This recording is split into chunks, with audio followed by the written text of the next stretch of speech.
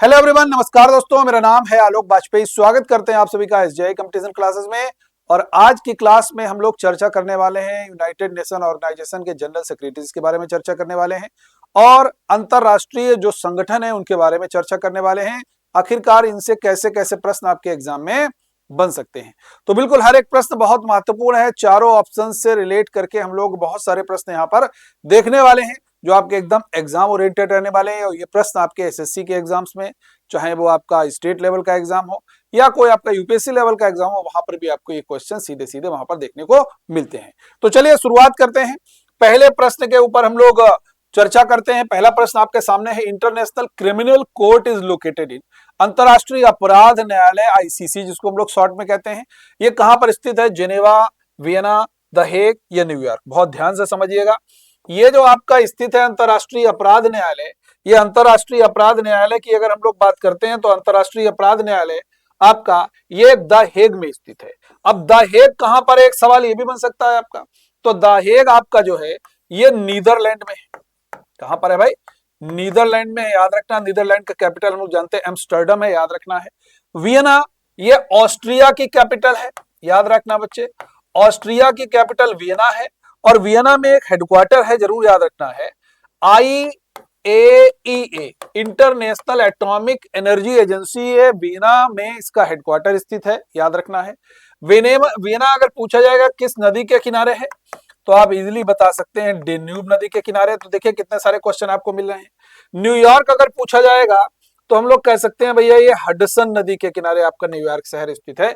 ये क्वेश्चन आपका जो मैंने डिस्कस किया इससे देख सकते हैं 4-5 क्वेश्चन आपके यहाँ पर निकल के आ गए।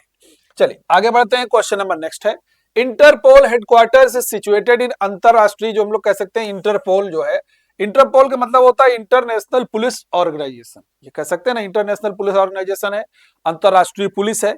और ये इसका काम कब आता है? जैसे मान लीजिए अबू सलेम, एक जो डॉन था, दाऊद इब्राहिम है, अबू सलेम है, ये सारे के सारे जो इंटरनेशनल कह सकते हो डॉन है, इनको एक देश से दूसरे देश में अगर कोई क्रिमिनल भाग जाता है तो हमेशा वो इंटरनेशनल जो पुलिस है वो इंटरपोल हेल्प करती है उनको पकड़ने में। तो याद रखना है इंटरपोल इंटरनेशनल पुलिस ऑर्गेनाइजेशन है। इसका हेडक्वार्टर फ्रांस के शहर लियोन में स्थित है। कहां पर है? फ्रांस के शहर लियोन में स्थित है, आप लोगों को याद होना चाहिए। फ्रांस की राजधानी जो है वो आपकी पेरिस हो जाती है, याद रखना है आप सभी लोगों को। और पेरिस आपका कौन सी नदी के किनारे है? सीन नदी के किनारे है, पॉइंट याद रखना है। और जो ब्रुसेल्स है ये आपकी बेल्जियम की कैपिटल हो जाती है और बेल्जियम में हेडक्वार्टर है नाटो का, नॉर्थ अटलांटिक ट्रीटी ऑर्गेनाइजेशन का हेडक्वार्टर कहां पर है भाई? ये आपका ब्रुसेल्स में है और द हेग आपका ये नीदरलैंड में है। अभी हमने आपसे चर्चा की, क्लियर है? तो दूसरे क्वेश्चन को भी हम लोग बहुत बारीकी से यहां पर देखा। थर्ड क्वेश्चन है आपका, UNESCO headquarters is situated in, UNESCO का मुख्यालय कहां स्थित है? लियोन, पेरिस, ब्रुसेल्स या द हेग? फटाफट से आंसर करना है। यूनेस्को का हेडक्वार्टर कहां पर स्थित है? एक बार तेजी से आंसर कीजिए भाई, जल्दी से आंसर करना है आप लोगों को। यूनेस्को का हेडक्वार्टर कहां पर है? एक बार तेजी से आंसर करिए, फटाफट से आंसर करना है भाई। यूनेस्को का हेडक्वार्टर आपका कहां पर स्थित है? देखिए हम लोग दो चीजें पढ़ते हैं कि यूनेस्को पढ़ते हैं ज्यादातर और दूसरा यूनिसेफ पढ़ते हैं। दोनों के हेडक्वार्टर आपके बहुत इंपॉर्टेंट हैं, याद रखना है आप लोगों को, बड़े इंपॉर्टेंट है, हमेशा एग्जाम में आपके पूछे जाते हैं। यूनेस्को की बात करेंगे तो हम सभी लोग जानते हैं भाई इसका हेडक्वार्टर जो है वो आपका पेरिस में स्थित है। हम सभी लोग जानते हैं कहां पर स्थित है भैया? पेरिस में स्थित है, याद रखना है। और ये फ्रांस की आपकी कैपिटल है, ये पॉइंट भी आप लोगों को याद रखना है, ठीक है। अब यूनाइटेड नेशंस हम लोग जानते हैं कि educational, scientific and cultural organisation, इसका एक फुल फॉर्म हो जाता है, ठीक है। ये आपका यूनेस्को हो गया, पेरिस हेडक्वार्टर है, याद रखना है। ये ब्रुसेल्स के बारे में अभी हमने चर्चा की, बेल्जियम की कैपिटल है और नाटो का हेडक्वार्टर यहाँ पर स्थित है, ठीक है भाई। आगे बढ़ते हैं। क्वेश्चन नंबर नेक्स्ट है, यूनिसेफ का हेडक्वार्टर कहां पर है? सॉरी, यूनिसेफ की स्थापना किस वर्ष हुई? इसका हेडक्वार्टर की भी हम लोग बात करेंगे। इसमें यहाँ पर स्थापना पूछी गई है, ये आपकी किस वर्ष में हुई थी, बहुत ध्यान से समझना है। यूनिसेफ की स्थापना होती है भाई आपकी 1946 में। कब होती है? 1946 में। अब देखिए दो चीजें हैं इसमें बच्चा सबसे ज्यादा कंफ्यूज होता है, एक यूनेस्को और दूसरा आपका यूनिसेफ, ठीक है। ये जो हेडक्वार्टर है और ये जो हेडक्वार्टर है, अभी हमने इससे पहले का देखा कि पूछा गया था यूनेस्को तो पेरिस हमने बता दिया, यूनिसेफ अगर पूछा जाएगा तो ये न्यूयॉर्क में है। यूनिसेफ का हमारा पूछा जाएगा हेडक्वार्टर तो न्यूयॉर्क में है, याद रखना है। यूनेस्को का हेडक्वार्टर हमारा पेरिस में है, दोनों आप लोग याद रखिएगा। और ये United Nation International Children's Emergency Fund इसका फुल फॉर्म है। ये कल्चरल वाला फुल फॉर्म मैंने जो बताया था, याद रखना है आप सभी लोगों को। ये दोनों इंपॉर्टेंट हैं। स्थापना पूछी जाए यूनिसेफ की तो आप 1948 बताना है। दूसरी चीज याद रखना है, 1919 3 घटनाओं से जुड़ा हुआ है, जो नेशनल हमारे इंटरनेशनल जो हम लोग पढ़ते हैं इंडियन नेशनल मूवमेंट, उसमें आपको देखने को मिलेगा। सबसे पहले 13 अप्रैल 1919 को जलियांवाला बाग हुआ है, याद रखना है, ठीक है। 1919 में रॉलेट एक्ट आता है, याद रखना है, ठीक है। 1919 में ये आपका खिलाफत आंदोलन है, याद रखना है। ये तीनों की तीनों घटनाएं आपकी कब हुई हैं? 1919 में। 1950 आपको याद रखना है, 15 मार्च 1950 को योजना आयोग बनता है। 1948 में आपका एनसीसी की स्थापना होती है, याद रखना है। क्वेश्चन नंबर नेक्स्ट है भाई, world bank headquarter situated in, विश्व बैंक का हेडक्वार्टर भाई कहां पर स्थित है? विश्व बैंक का हेडक्वार्टर जेनेवा, दावोस, ज्यूरिख, या इनमें से कोई नहीं। क्या आंसर होगा भाई? फटाफट से बताना है। ये विश्व बैंक का हेडक्वार्टर आपका कहां पर स्थित है? एक बार तेजी से आंसर कीजिए बच्चे। विश्व बैंक का हेडक्वार्टर आपका कहां पर स्थित है? देखो बहुत ध्यान से समझना है इस प्रश्न को। जो हमारा वर्ल्ड बैंक है इसका हेडक्वार्टर है वाशिंगटन डीसी में। कहां पर है भाई?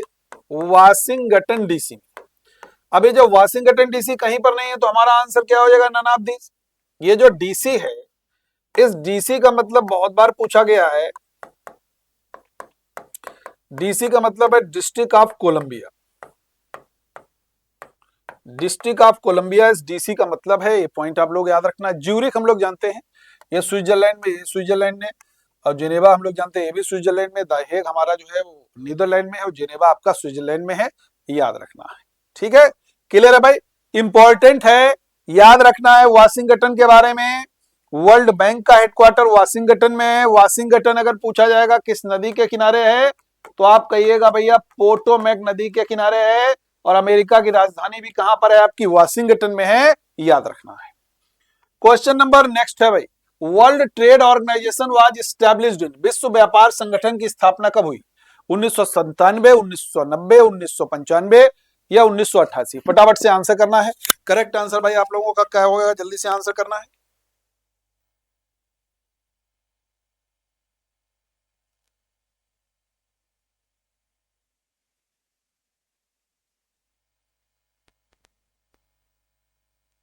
कीजिए सारे के सारे लोग जल्दी से आंसर कीजिए, सभी के सभी विद्यार्थी जल्दी से। क्या होना चाहिए भाई?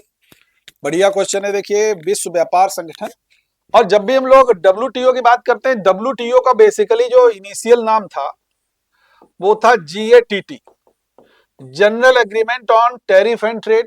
ये आपका जीएटीटी जो है वो डब्ल्यूटीओ का पूर्व नाम था। उसके बाद में ये डब्ल्यूटीओ में कन्वर्ट हुआ 1 जनवरी 1995 को, ये डब्ल्यूटीओ में कन्वर्ट हुआ। तो यानी कि यहां पर डब्ल्यूटीओ की स्थापना हम क्या लगाएंगे? 1995। क्लियर है ना? अब देखो कि बाकी के ऑप्शन से हमारे कैसे कैसे प्रश्न बन सकते हैं। 1997 में हमारे देश के वैज्ञानिक राष्ट्रपति एपीजे अब्दुल कलाम साहब, एपीजे अब्दुल कलाम साहब, एपीजे अब्दुल कलाम साहब को भारत रत्न 1997 वर्ष में दिया गया।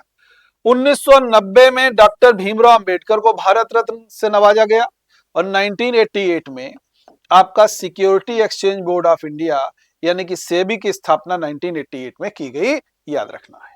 क्वेश्चन नंबर नेक्स्ट है बच्चे, SAARC was formed in which year? SAARC की स्थापना किस वर्ष हुई थी? 1980, 1985, 1991 या 1995? सार्क, देखो सार्क को बहुत ध्यान से समझना है। SAARC हम लिखते हैं, south Asian Association for Regional cooperation, ये सार्क का फुल फॉर्म है, याद रखना है। सार्क का हेडक्वार्टर हम लोग जानते हैं काठमांडू में है। और सार्क की जो स्थापना हुई थी वो 1985 में हुई है। और 1985 में ही Indira Gandhi national open university भी स्थापित हुआ है। इग्नू की स्थापना भी 1985 को हुई है। क्लियर है? 1980 में हमारे देश में 6 बैंक्स का नेशनलाइजेशन किया गया है। ये पॉइंट भी आप लोग याद रखना भैया, इंपॉर्टेंट है। 1991 में 3 लोगों को भारत रत्न दिया गया। हमारे देश के सबसे अभी तक के वृद्ध प्रधानमंत्री जिनका नाम है मोरारजी देसाई साहब, इनको भारत रत्न से नवाजा गया। हमारे देश के अभी तक के सबसे युवा प्रधानमंत्री राजीव गांधी साहब को भारत रत्न से नवाजा गया। हमारे देश के पहले उप प्रधानमंत्री सरदार वल्लभ भाई पटेल साहब को भी भारत रत्न से नवाजा गया, याद रखना है। क्लियर है बच्चे? यहां तक किसी प्रकार का कोई डाउट? क्लियर है ना? चलिए आगे बढ़ते हैं। अगला सवाल है आपका, देखिए यहां पर एक और ऑप्शन दिया था, मैं इसको चर्चा कर देता हूं। 1995 वाला जो हमने अभी बताया था WTO वाला, पहले डिस्कस कर दिया है। नेक्स्ट है, NATO was established in which year? NATO की स्थापना किस वर्ष की गई? NATO means North Atlantic Treaty Organisation. अभी हम लोग जानते हैं बहुत चर्चा में था। क्यों चर्चा में था? जब रसिया यूक्रेन का वार अभी भी चल रहा है, रसिया यूक्रेन का जब वार स्टार्ट हुआ तो बहुत चर्चा में रहा है। हमने हमेशा आपसे ये बात साझा की है, इसको ध्यान से समझना है। नाटो की जो स्थापना हुई है वो बेसिकली 1949 में हुई है। कब हुई है? 1949 में हुई है, याद रखना है, इंपॉर्टेंट है। ठीक है। दूसरी बात, एक चीज और याद रखनी है कि जब भी हम लोग कहते हैं हमारा आरबीआई कब नेशनलाइज्ड हुआ, तो RBI reserve bank of India भी, रिजर्व बैंक ऑफ इंडिया भी जो नेशनलाइज्ड हुआ है, राष्ट्रीयकृत हुआ है, वो भी आपका 1 जनवरी 1949 को हुआ है। ये भी याद रखना। RBI basically was established on the 1 April 1935 but it was nationalised on 1 January 1949। Clear है ना? ये दो क्वेश्चन आपको यहां से मिल गए 1949 से। एक तो नाटो की स्थापना हुई और दूसरी आपकी आरबीआई को नेशनलाइज किया गया 1949 में। अब 1940 अगर पूछा जाएगा, 17 अक्टूबर 1940, ये आपका हुआ है व्यक्तिगत सत्याग्रह। ये आपका हुआ है व्यक्तिगत सत्याग्रह। ये इंडिविजुअल सत्याग्रह 17 अक्टूबर 1940 को हुआ है। 1942 की अगर हम बात करेंगे तो 1942 में आपका क्रिप्स मिशन आया है। कौन आया भाई? 1942 में आपका क्रिप्स मिशन आया है। ये पॉइंट भी आप लोगों को याद रखना है। दूसरी बात, 1942 में आपका भारत छोड़ो आंदोलन भी हुआ है। 1942 में भारत छोड़ो आंदोलन जो है ये भी आपका 1942 में हुआ, याद रखना है। 1955 भी इंपॉर्टेंट डेट है। स्टेट बैंक ऑफ इंडिया की स्थापना भी 1955 में हुई है। तो देखिए, एक प्रश्न से कितने सारे प्रश्न मैं आप लोगों के लिए यहां पर क्रिएट करके दे रहा हूं, ताकि एग्जामिनेशन हॉल में कोई भी प्रश्न अगर इधर उधर आ जाए तो आप इजिली वहां पर डील कर लें और अपना उत्तर वहां पर सही कर सकें। यह अपनी पूरी टीम की कोशिश है। ठीक है, आगे बढ़ते हैं भाई। नेक्स्ट क्वेश्चन है, the headquarters of the World Health Organisation is situated in which city? विश्व स्वास्थ्य संगठन का मुख्यालय कहां पर स्थित है? जेनेवा, पेरिस, न्यूयॉर्क या लंदन? देखो भाई, WHO की बात करेंगे, वर्ल्ड हेल्थ ऑर्गेनाइजेशन की बात करेंगे, तो वर्ल्ड हेल्थ ऑर्गेनाइजेशन का जो हेडक्वार्टर है वो आपका जेनेवा में स्थित है। जेनेवा कहां है भाई? स्विट्जरलैंड में है। कहां है? जेनेवा आपका स्विट्जरलैंड में है। स्विट्जरलैंड की कैपिटल अगर कभी पूछी जाएगी तो बर्न है। ये भी आप लोग याद रखना है। ठीक है। पेरिस में अभी हमने बताया भाई, हेडक्वार्टर किसका है? हम लोग जानते हैं, यूनेस्को वाला हो गया भाई ये पेरिस। यूनिसेफ न्यूयॉर्क हो गया, अभी हमने चर्चा की थी। और पेरिस कौन सी नदी के किनारे है? सीन है। फ्रांस की राजधानी भी पेरिस है। न्यूयॉर्क अभी हमने बताया था आपको, हडसन नदी के किनारे है, याद रखना है आप लोगों को। लंदन ब्रिटेन का कैपिटल और ये टेम्स नदी के किनारे स्थित है। लंदन में भी एक बड़ा अंतरराष्ट्रीय हेडक्वार्टर स्थित है जिसको हम लोग बोल देते हैं amnesty international. Amnesty international, amnesty international जो है ये हेडक्वार्टर आपका कहां पर स्थित है? इसका लंदन में स्थित है, याद रखना है। एमनेस्टी इंटरनेशनल लंदन में, न्यूयॉर्क हडसन नदी के किनारे, पेरिस सीन नदी के किनारे, जिनेवा में आपका हेडक्वार्टर WHO का हेडक्वार्टर हो गया, और WTO का भी हेडक्वार्टर हम लोग कह सकते हैं, ये भी आपका जिनेवा हो जाता है। याद रखना है, WTO 1995 में आपका स्थापित हुआ था, याद रखना है। अब देखिए, अगर कभी आपसे पूछा जाएगा विश्व स्वास्थ्य दिवस कब मनाते हैं? विश्व स्वास्थ्य दिवस 7 अप्रैल को मनाते हैं, क्योंकि 7 अप्रैल 1948 को इसकी स्थापना हुई थी विश्व स्वास्थ्य संगठन की, इसीलिए वर्ल्ड हेल्थ डे 7 अप्रैल को मनाया जाता है। क्लियर है? आगे बढ़ते हैं भाई। अगला सवाल है आपका, the headquarters of the United Nations is located in which city? संयुक्त राष्ट्र संघ का मुख्यालय किस शहर में स्थित है? जिनेवा, पेरिस, न्यूयॉर्क या लंदन? देखो भाई, बहुत ध्यान समझना है। यूनाइटेड नेशन ऑर्गेनाइजेशन, जिसको हम लोग शॉर्ट में यूएनओ कहते हैं। Basically it was established on 24 अक्टूबर 1945। ये 24 अक्टूबर 1945 को इसकी स्थापना हुई और इसका जो हेडक्वार्टर है वो आपको न्यूयॉर्क में स्थित है। कहां पर स्थित है? इसका हेडक्वार्टर आपका न्यूयॉर्क में स्थित है। न्यूयॉर्क अगर पूछा जाएगा कौन सी नदी के किनारे है, तो हमने अभी बताया हडसन नदी के किनारे है, याद रखना है आप लोगों को। ठीक है, क्लियर है। उसके बाद में लंदन में, अभी हमने बताया था भाई, एमनेस्टी इंटरनेशनल का हेडक्वार्टर भी आपका लंदन में है, लंदन टेम्स नदी के किनारे स्थित है, याद रखना है। ठीक है, चलिए आगे बढ़ते हैं। अगला सवाल आप लोगों के सामने है, when was the ILO established? ILO मतलब हो गया आपका, मैं लिखे दे रहा हूं, इंटरनेशनल लेबर ऑर्गेनाइजेशन।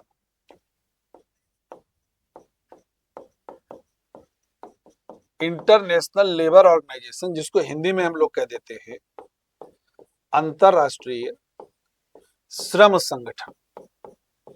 अंतरराष्ट्रीय श्रम संगठन या इंटरनेशनल लेबर ऑर्गेनाइजेशन, आईएलओ, इसका भी हेडक्वार्टर आपका जिनेवा में है और इसकी स्थापना 1919 में हुई। क्लियर है भाई, गलती मत करना। 1919 आईएलओ की स्थापना, 1919 में जलियांवाला बाग, 1919 में रॉलेट एक्ट, 1919 में खिलाफत आंदोलन भी हुआ है, इंपॉर्टेंट है। क्लियर है बच्चे, यहां तक कोई डाउट नहीं होना चाहिए।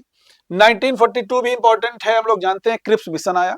और कौन सा मिशन आता है भाई? Cripps mission. ये थोड़ा सा इंपॉर्टेंट बन जाता है, इसको ध्यान देना है। क्रिप्स मिशन को गांधी जी ने कहा था कि Cripps mission is a post dated cheque. Post dated जो चेक है वो क्रिप्स मिशन कहलाता है, ये आपको याद रखना है। 1927 में साइमन कमीशन बनता है और 1928 में साइमन कमीशन भारत आता है। 1930 में 12 मार्च 1930 को आपका दांडी मार्च होता है। 12 मार्च 1930 को आपका दांडी मार्च होता है। ये पॉइंट भी आप लोगों को याद रखना है। ठीक है, आगे बढ़ते हैं, अगला सवाल की तरफ बढ़ते हैं। उससे पहले यहां पर देखिए, ये हेडक्वार्टर हम लोगों ने अभी चर्चा की ना भाई, किसकी चर्चा की? हम लोगों ने आईएलओ की। तो आईएलओ के बारे में थोड़ा सा समझ लेते हैं। मुख्यालय आपका जिनेवा, स्विट्जरलैंड देश के जिनेवा शहर में स्थित है। इंटरनेशनल लेबर ऑर्गेनाइजेशन या अंतर्राष्ट्रीय श्रम संगठन एक संयुक्त राष्ट्र की एजेंसी है जिसका जनादेश अंतर्राष्ट्रीय श्रम मानकों को निर्धारित करके सामाजिक न्याय को बढ़ावा देने और सभ्य कार्यों को बढ़ावा देने के लिए किया जाता है। और हम लोग जानते हैं 1 मई को हम लोग एक डे मनाते हैं, इंटरनेशनल लेबर डे, जिसको हम लोग अंतर्राष्ट्रीय मजदूर दिवस, अंतर्राष्ट्रीय श्रम दिवस के रूप में मनाते हैं। पूरे विश्व में मनाया जाता है, याद रखना है। नेक्स्ट है भाई, विच of the following place is the headquarter of IMF? IMF means international Monetary fund. इसका हेडक्वार्टर कहां पर है? देखिए, 2 हेडक्वार्टर आपके वाशिंगटन डीसी में है, बिल्कुल याद रखिएगा। एक वर्ल्ड बैंक का हेडक्वार्टर आपका वाशिंगटन डीसी में है, दूसरा आपका आईएमएफ का हेडक्वार्टर भी आपका वाशिंगटन डीसी में है। तो यहाँ पर आईएमएफ का क्या हो गया भाई? वाशिंगटन डीसी में स्थित है। और डीसी का मतलब डिस्ट्रिक्ट ऑफ कोलंबिया, हमने पहले ही आपसे चर्चा की थी। डब्ल्यूटीओ का हेडक्वार्टर जिनेवा में, आईएलओ का हेडक्वार्टर जिनेवा में। और पेरिस में अगर हमने बात की थी, सीन नदी के किनारे है, फ्रांस की राजधानी है। और 2 हेडक्वार्टर मैंने बताया, एक यूनेस्को, दूसरा यूनिसेफ। ठीक है, ये यूनिसेफ न्यूयॉर्क हो जाता है, यूनेस्को आपका पेरिस हो जाता है। द हेग नीदरलैंड, अभी हमने चर्चा की थी, नीदरलैंड की कैपिटल एम्स्टर्डम है। आईसीसी का हेडक्वार्टर यहाँ पर स्थित हो जाता है। ठीक है, आईसीसी मतलब इंटरनेशनल कोर्ट ऑफ जस्टिस, चर्चा की थी, पहला ही क्वेश्चन था। यहां पर देखिए भाई, आईएमएफ के बारे में, the International Monetary Fund is an international organisation, headquarter is in Washington DC. Washington DC means District of Columbia, DC means है, और पोटोमैक नदी के किनारे स्थित है, मैं लिखे दे रहा हूं। क्लियर है, आगे बढ़ते हैं भाई। यहां पर देखिए, इसका जो गठन हुआ है वो 27 दिसंबर 1945 को हुआ। It was established on 27 December 1945। Clear, it was formed in 1944 at the Bretton Woods Conference primarily by the ideas of Harry Dexter White and John Keynes। ये 2 लोग थे। 1944 में एक सम्मेलन हुआ, उस सम्मेलन को जरूर याद रखना है, इसकी डेट जरूर याद रखना। ब्रेटन वुड्स का सम्मेलन हुआ जिसमें मुख्य रूप से हैरी डेक्स्टर व्हाइट और जॉन मेनार्ड केन्स, इनके विचारों के द्वारा इसको तैयार किया गया था, याद रखना है। अगला सवाल है आपका, how many permanent members are there in the Security Council. Security Council बड़ा महत्वपूर्ण एक संगठन है संयुक्त राष्ट्र संघ का, जिसको हम लोग सुरक्षा परिषद के नाम से जानते हैं, और बड़ी इसकी इंपॉर्टेंस भी है। कैसे इंपॉर्टेंस है, जब भी कोई अंतरराष्ट्रीय मामला जाता है इसके पास, तो वहां पर जो 5 परमानेंट मेंबर है, देखिए इसमें स्थायी सदस्य पूछे गए हैं तो 5 हैं, ठीक है, उनके द्वारा किसी भी मामले को 5 की सहमति आवश्यक है। अदरवाइज कहा जाता है कि उन्होंने भैया अपनी वीटो पावर का प्रयोग कर दिया। अगर कोई भी मामला फंसा तो वीटो पावर का यूज कर दिया। जैसे भारत सिक्योरिटी काउंसिल में परमानेंट मेंबर बनने का था, लेकिन चाइना ने हमेशा वीटो किया है, हम सभी लोग जानते हैं, ठीक है, क्योंकि चाइना इसका सिक्योरिटी काउंसिल का परमानेंट मेंबर है। थोड़ा सा और समझ लेते हैं। The Security council consist of 15 members. इसमें 15 सदस्य होते हैं सिक्योरिटी काउंसिल में। सोवियत संघ जो 15 है, उसमें से 15 में मैं थोड़ा सा वाइफरगेट कर दूं, 10 जो हैं वो टेम्परेरी हैं, अस्थायी हैं, और जो आपके परमानेंट हैं वो आपके 5 हैं, याद रखना है। तो सबसे पहले सोवियत संघ, अब रूस द्वारा प्रतिनिधित्व है, हम लोग जानते हैं, पहले यूएसएसआर था, अब रसिया हो गया, यानी कि रसिया आपका हो गया एक परमानेंट मेंबर, यूनाइटेड किंगडम हो गया यानी कि ब्रिटेन हो गया, फ्रांस हो गया, चाइना हो गया, अमेरिका हो गया, ठीक है ना। 1 2 3 4 5, यानी कि हम लोग कह सकते हैं यूएस, यूके, ब्रिटेन, फ्रांस और चाइना, ठीक है भाई, याद रहेगा। ये 5 परमानेंट स्थायी सदस्यों के रूप में सेवा देते हैं, इनको याद रखना है। मैं फिर से रिपीट कर दूं, अमेरिका, ब्रिटेन, उसके बाद में आपका फ्रांस हो गया, चाइना हो गया, ठीक है, France, China, America, UK, US, ये आपके सारे के सारे जो हैं ये परमानेंट मेंबर हैं। अब देखिए यहां पर, the council has 10 non permanent members elected on regional basis to serve a term of 2 years। जो परिषद में 10 जो अस्थायी सदस्य हैं, जिन्हें 2 साल के कार्यकाल के लिए क्षेत्रीय आधार पर चुना जाता है, याद रखना है। ठीक है बच्चे, क्लियर है। आगे बढ़ते हैं। हाउ मेनी जजेस are there in the International Court of Justice. अंतरराष्ट्रीय न्यायालय में कितने न्यायाधीश होते हैं, बड़ा इंपॉर्टेंट सा सवाल है। अंतरराष्ट्रीय न्यायालय में अगर न्यायाधीशों की संख्या के बारे में पूछा जाएगा तो आप इजिली बता सकते हो, टोटल 15 जज होते हैं, और कोरम आपका 9 जज का रहता है। कोरम कितना रहेगा, 9 जज का कोरम रहेगा। टोटल जज आपके कितने रहते हैं, 15 रहते हैं। ये पॉइंट आपको याद रखना है, इंपॉर्टेंट है। थोड़ा सा और समझ लेते हैं। International Court of justice called the world court, इसको हम लोग विश्व न्यायालय के रूप में जानते हैं। दूसरी बात, this is the principal judicial organs of the United Nations, यह संयुक्त राष्ट्र का प्रमुख न्यायिक निकाय है। कैसा है, संयुक्त राष्ट्र का यह प्रमुख न्यायिक निकाय के रूप में जाना जाता है, याद रखना है। आगे बढ़ते हैं। The International Court of justice जो है वो 9 साल के लिए महासभा, इनका कार्यकाल अगर पूछा जाएगा तो 9 साल के लिए महासभा और सुरक्षा परिषद के द्वारा चुने गए 15 न्यायाधीशों का एक पैनल होता है। यह नीदरलैंड के द हेग में पीस पैलेस में स्थित है, इंपॉर्टेंट है।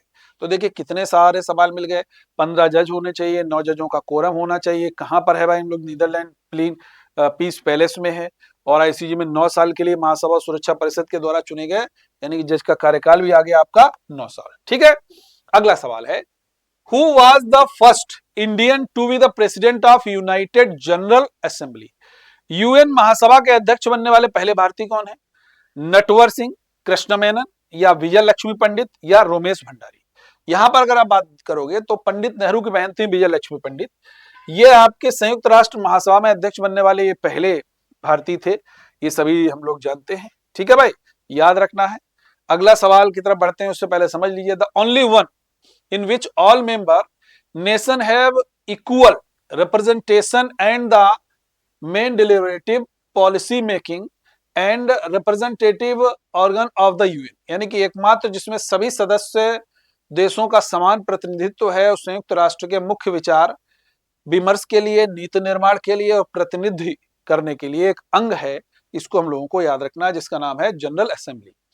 The first session of the United nation general assembly was convened on 10 January 1946 in the Methodist central hall in London, and included representatives of the 51 nations. यानी कि ये आपका पहला सत्र 10 जनवरी को हुआ था जनरल असेंबली का, लंदन के मेथोडिस्ट सेंट्रल हॉल में बुलाया गया, जिसमें 51 देशों के प्रतिनिधियों ने भाग लिया था, याद रखना है। क्लियर है इतनी बात? चलिए आगे बढ़ते हैं, आगे बढ़ते हैं, अगले सवाल की तरफ बढ़ते हैं। यहां पर देखिए, लेकिन उससे रिलेटेड कुछ और इंफॉर्मेशन है कि भाई ये 10 जनवरी को हम लोगों ने 51 देशों में भाग लिया था। अगला सवाल है, which of the following is not one of the official language of United nation Organisation. United nation Organisation, फटाफट से आंसर करना है, तेजी से आंसर कीजिए भाई। इसका करेक्ट आंसर क्या होगा?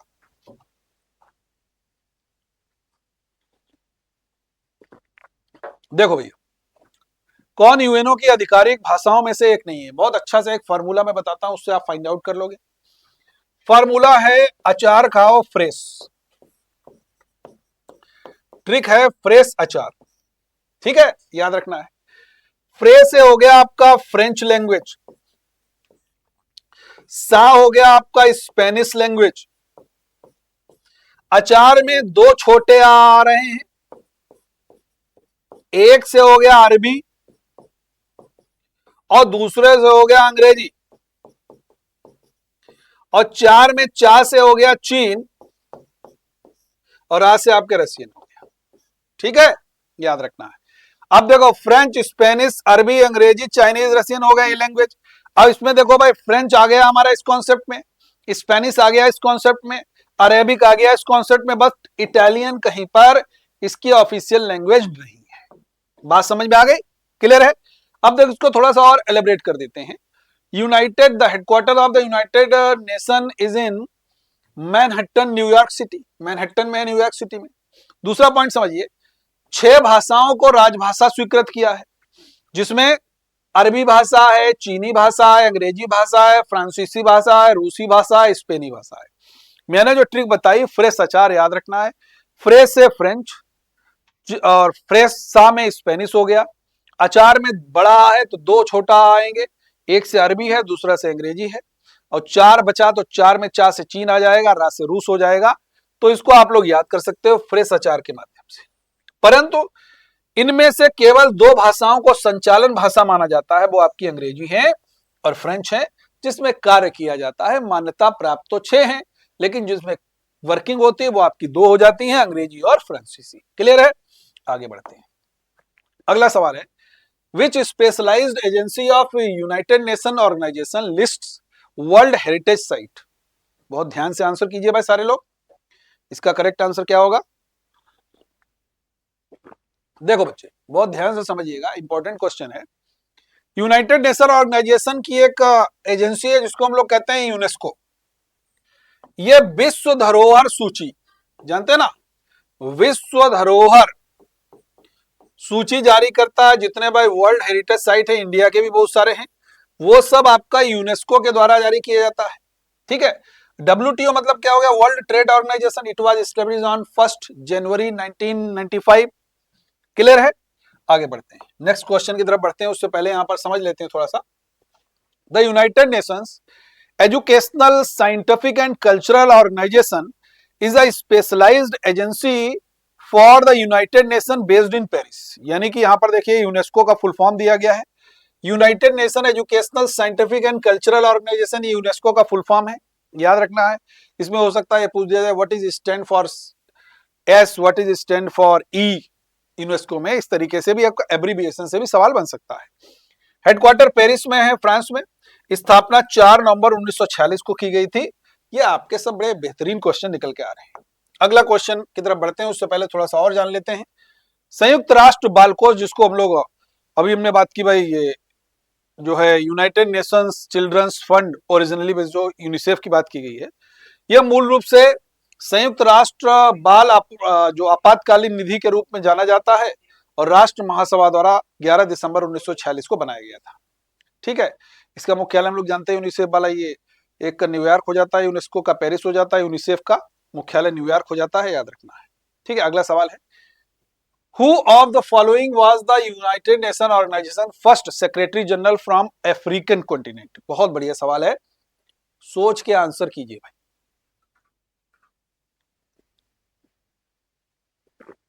देखो इसको कैसे हम लोग करेंगे। हम सभी लोग जानते हैं यूनाइटेड नेशन ऑर्गेनाइजेशन में एक जनरल सेक्रेटरी होता है, महासचिव बोलते हैं जिसको, संयुक्त राष्ट्र संघ का महासचिव। यूएनओ के जो पहले महासचिव हैं, ठीक है, इसमें पूछा गया अफ्रीका का, इसमें अफ्रीका के पहले जो महासचिव हैं उनका नाम है कोफी अन्नान साहब। कौन है भाई? कोफी अन्नान साहब, ये पहले महासचिव हो जाते हैं। ये पॉइंट आप लोगों को याद रखना है, ठीक है, क्लियर है। अब देखो भाई, अगला सवाल है, who was the first secretary general of United nation Organisation? संयुक्त राष्ट्र संघ के पहले महासचिव कौन थे? पहले महासचिव थे ट्रिगवेली साहब। ये बेसिकली नॉर्वे कंट्री से बिलोंग करते थे, इनके बारे में थोड़ा सा हम जानते हैं। ये है मिस्टर ट्रिगवेली। ट्रिगवेली की अगर बात करते हैं, ट्रिगवेली हलवोदन इनका पूरा नाम है, ट्रिगवेली हलवोदन लेई ये फुल नाम है। नॉर्वे से हैं। ये सवाल पूछा गया किस कंट्री से थे पहले यूएन जनरल सेक्रेटरी, तो नॉर्वे से।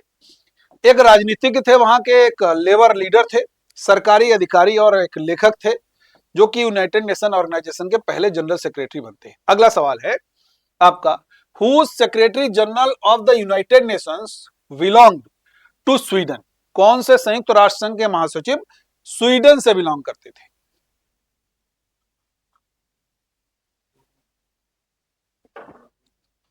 आंसर कीजिएगा भाई, स्वीडन से कौन बिलोंग करते थे? आंसर कीजिए सारे के सारे लोग।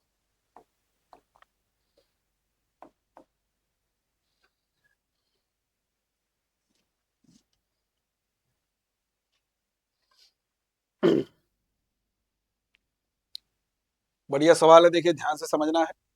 ये जो बिलोंग करते हैं डैग हैमरशोल्ड साहब। कौन? डैग हैमरशोल्ड साहब।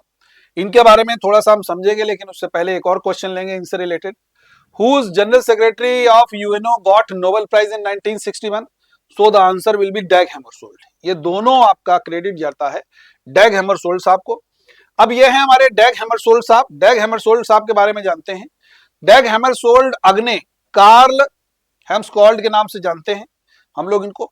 एक स्वीडिश अर्थशास्त्री और राजनयिक हैं, जिन्होंने संयुक्त राष्ट्र संघ के दूसरे महासचिव के रूप में कार्य किया और मरणोपरांत नोबेल पुरस्कार से सम्मानित किए जाने वाले केवल 4 लोगों में से एक व्यक्ति माने जाते हैं। अगला सवाल है, who was the first Asian secretary general of UNO? Asia से पहले जनरल सेक्रेटरी कौन हुए यूएनओ के, जो एशियन थे? बहुत ध्यान से समझना है।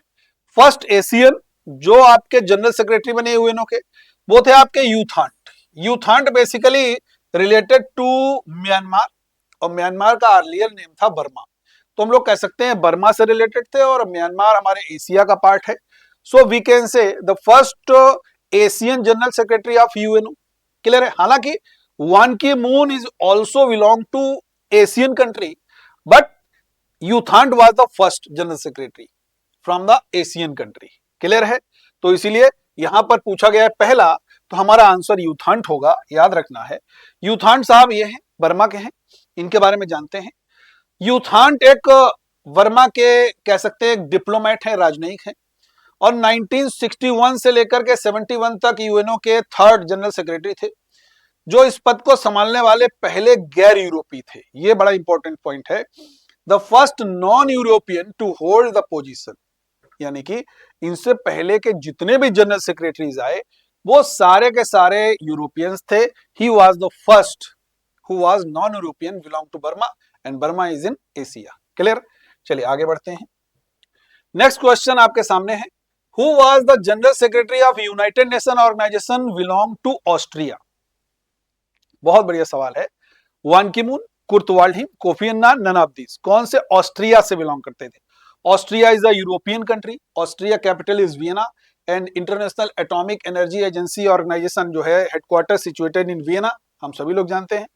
तो ऑस्ट्रिया की जो कैपिटल है Vienna, situated on the bank of Danube river, ये भी मैंने आपको बताया था कुछ समय पहले।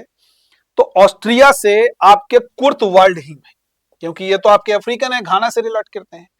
ये भी आपके एशियन है, तो ये तो हो नहीं सकते ऑस्ट्रिया के। तो यहां पर करेक्ट आंसर हमारा क्या हो गया? कुर्ट वाल्डहीम। कुर्ट वाल्डहीम के बारे में थोड़ा सा समझेंगे। ये है आपके कुर्ट वाल्डहीम साहब।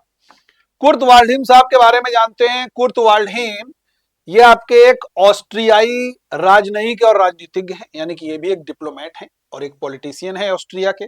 क्लियर है? ये 1972 से 81 तक यूनाइटेड नेशन ऑर्गेनाइजेशन के 4th जनरल सेक्रेटरी रहे। कितने रहे भाई? 4th जनरल सेक्रेटरी रहे।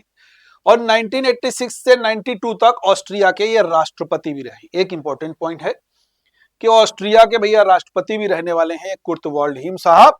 इंपॉर्टेंट पॉइंट है, ठीक है। आगे बढ़ते हैं। अगला सवाल है, who was the Peruvian diplomat of the United general secretary? संयुक्त राष्ट्र संघ के महासचिव का पेरू राजनयिक कौन था, जो पेरू से थे? कुर्ट वाल्डहीम, वान Ki moon, Javier Perez day क्वेलर, या आपका कोफी अन्नान होगा? क्या आंसर होगा भाई? देखो बड़ा बेहतरीन सा सवाल है, बहुत ध्यान से आप लोग इसको कर सकते हो। ये बेसिकली संयुक्त राष्ट्र संघ के महासचिव का पेरू राजनयिक जो थे, वो पेरू राजनयिक आपके कह सकते हैं कि जेवियर पेरेज द क्वेलर है। अब देखो नाम से ही निकल रहा, पेरेज हैं तो पेरू कहें, ठीक है। ऐसे आप इजिली निकाल सकते हो। ये हैं भाई आपके पेरेज द क्वेलर साहब। इनके बारे में थोड़ा सा जानते हैं।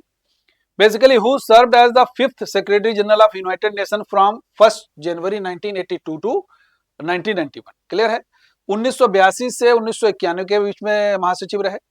पेरू के एक राजनयिक थे। कहां के राजनयिक थे? ये पेरू के राजनयिक थे, याद रखना है। अगला सवाल है आपका, who was the secretary general of United nation organisation belong to Egypt? मिस्र से संबंधित कौन से यूनाइटेड नेशन के जनरल सेक्रेटरी थे? ये आपका सवाल है, मिस्र से संबंधित पूछा गया है, याद रखना है। देखो भाई, यूनाइटेड नेशन ऑर्गेनाइजेशन में मिस्र से संबंधित अगर पूछा जाएगा तो बड़ा इंपॉर्टेंट, उनका नाम बड़ा अच्छा लगता है मुझे, बुतरस बुतरस घाली। ये मिस्र के, इजिप्ट, मिस्र। नील नदी को मिस्र का वरदान कहते हैं। सारा जो एग्रीकल्चर वगैरह है वो उसी के ऊपर टिका हुआ है, सभी लोग जानते हैं, ठीक है ना। गीजा के पिरामिड वगैरह भी हम लोग जानते हैं वहां पर है, ठीक है। तो ये आपको याद रखना है। क्लियर है भैया? ये इनके बारे में थोड़ा सा समझ लेते हैं भैया। ये है, बड़े स्मार्ट से लग रहे हैं भाई। देखो बुतरस बुतरस घाली साहब, बुतरस बुतरस घाली के बारे में अगर हम चर्चा करें तो बुतरस बुतरस घाली हमारे मिस्र के एक राजनेता है, कह सकते हैं इजिप्टियन पॉलिटिशियन है, एंड डिप्लोमेट, एक राजनयिक भी है वहां पर। और ये सेक्रेटरी जनरल आपके रहे 92 से लेकर के 1996 तक। और वो यूनाइटेड नेशन ऑर्गेनाइजेशन के 6ठे महासचिव। अब देखो, अफ्रीका से हमने एक तो देख लिया, ये मिस्र भी भाई कहाँ है? अफ्रीका में है, लोग जानते हैं।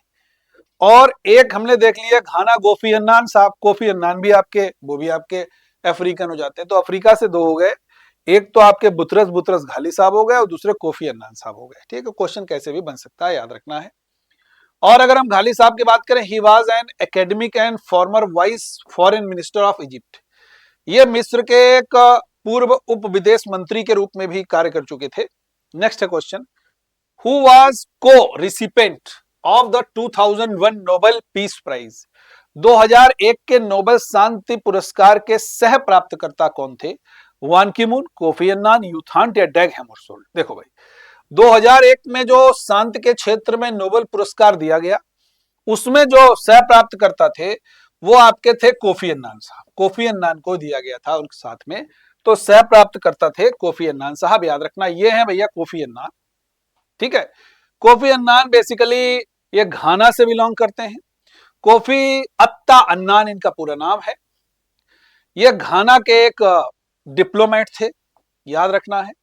और इन्होंने 1997 से लेकर के 2006 तक यूनाइटेड नेशन ऑर्गेनाइजेशन के 7th सेक्रेटरी जनरल के रूप में काम किया है। ये पॉइंट भी आप लोगों को याद रखना, this is most important. Clear है? Kofi Annan and the UN were co recipient of the 2001 Nobel piece prize. यानी कि कोफी अन्नान और संयुक्त राष्ट्र 2001 के नोबेल शांति पुरस्कार के सह प्राप्त करता है, तो इनका नाम हमेशा आता है।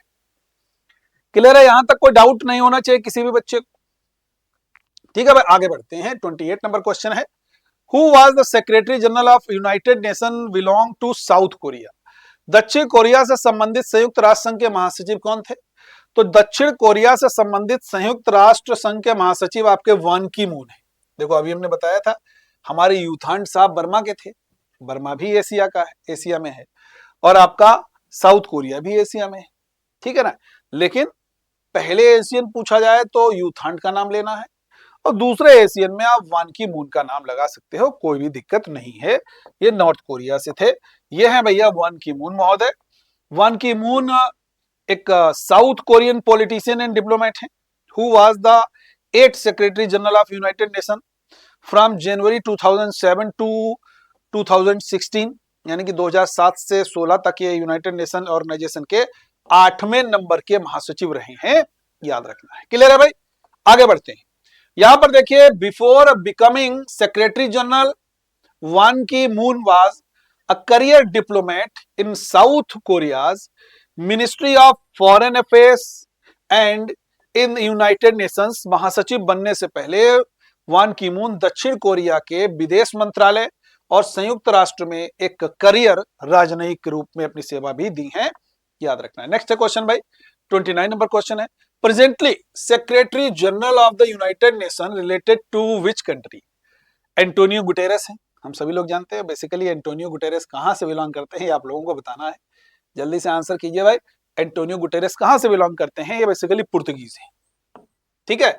इनके बारे में थोड़ा सा समझ लेते हैं। ये भाई एंटोनियो गुटेरेस साहब, बड़े स्मार्ट से लग रहे हैं, इनको समझना है। Antonio Guterres de Oliveira Guterres, इनका पूरा नाम है Antonio Guterres, Antonio manual de Oliveira Guterres पूरा नाम है। एक पुर्तगीज एक पॉलिटिशियन है, डिप्लोमेट है, and who is serving as the 9th secretary general of the United Nations, और वो संयुक्त राष्ट्र संघ के 9वें महासचिव के रूप में कार्य किया है। और लास्ट क्वेश्चन है मेरा, which organisation is termed as child of war? किस संगठन को युद्ध का बच्चा के नाम से जानते हैं? United Nation, League of Nations, SAARC या डब्ल्यूएचओ? किसको हम लोग युद्ध के बच्चा के नाम से संगठन को जानते हैं, ये आपका सवाल है। और युद्ध के बच्चा जो संगठन है वो लीग ऑफ नेशंस कहते हैं। लीग ऑफ नेशंस जिसके संस्थापक हैं वुडरो विल्सन, और ये वही वुडरो विल्सन हैं जो फादर ऑफ पब्लिक एडमिनिस्ट्रेशन कहे जाते हैं।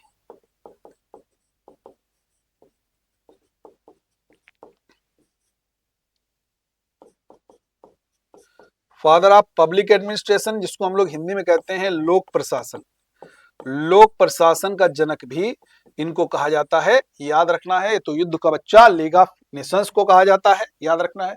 सार्क मतलब South Asian Association for Regional Cooperation, headquarter is Dhaka and established on 1985। WHO World Health Organisation, headquarter is in Geneva and established on 7th of April 1948। United nation Organisation established on 24 October 1945 and its headquarters situated in New York city, याद रखना है, ठीक है। तो ये देख सकते हैं। लीग ऑफ नेशंस के बारे में थोड़ा सा बता दें आपको। लीग ऑफ नेशंस की अगर हम लोग बात करेंगे तो लीग ऑफ नेशंस जिसे LN या LON के रूप में भी हम लोग कहते हैं शॉर्ट में, और एक अंतर सरकारी संगठन था जिसकी स्थापना 10 जनवरी 1920 को पेरिस शांति सम्मेलन हुआ उसके फलस्वरूप हुई थी, जिसने प्रथम विश्व युद्ध को समाप्त किया था, याद रखना है। और यह दुनिया भर में पहला अंतर सरकारी संगठन था जिसका प्रमुख जो है मिशन विश्व शांति बनाए रखना था, याद रखना है। तो ये हमने आपके साथ यूनाइटेड नेशन ऑर्गेनाइजेशन और आपके अंतरराष्ट्रीय संगठन के बहुत सारे क्वेश्चंस डिस्कस किए। इसी तरीके से हम आप लोगों के लिए बहुत ही बेहतरीन और शानदार सेशन लाते रहेंगे, ताकि आप लोग अपने एग्जामिनेशंस को बढ़िया तरीके से क्रैक करते रहें, और एग्जामिनेशन हॉल में औरों से जब आप बेहतर करेंगे तभी आपका सिलेक्शन होगा। तो कूल तरीके से पढ़ना है, स्वस्थ रहना है, मस्त रहना है, व्यस्त रहना है। थैंक यू एवरीवन, जय हिंद।